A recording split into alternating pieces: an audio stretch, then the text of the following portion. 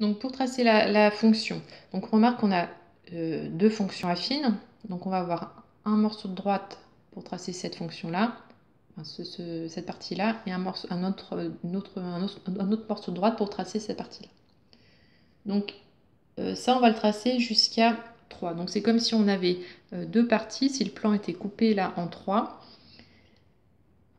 Et à gauche, on va tracer cette fonction-là, et à droite, on va tracer cette fonction-là.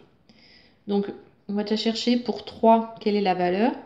Donc, vous pouvez calculer. Donc là, j'ai mis ici, donc on calcule moins 3 plus 3, 0. Mais si on calcule avec l'autre, ça fait 0 aussi.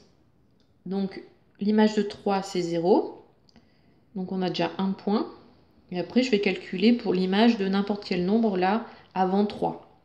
Pour pouvoir prendre cette fonction-là, puisque cette formule-là, puisque ici, on n'est que sur l'x inférieur à 3. Donc je prends par exemple 0, donc moins 0 plus 3, donc ça fait 3. Donc j'ai la courbe qui passe ici, enfin la droite qui passe ici et ici. Donc je vais la tracer.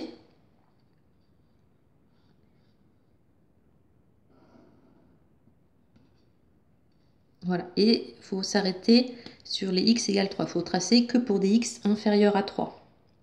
Ensuite, pour les x supérieurs à 3, donc je vais tracer de ce côté-là. Et la formule, c'est x moins 3. Donc, j'ai déjà ce point-là en 3.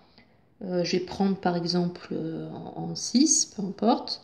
Je calcule l'image, 6 moins 3, 3. Et donc, ici. Donc, je relie les deux points-là.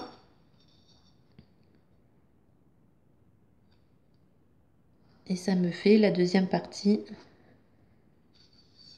de la droite. Enfin, le deuxième morceau de droite.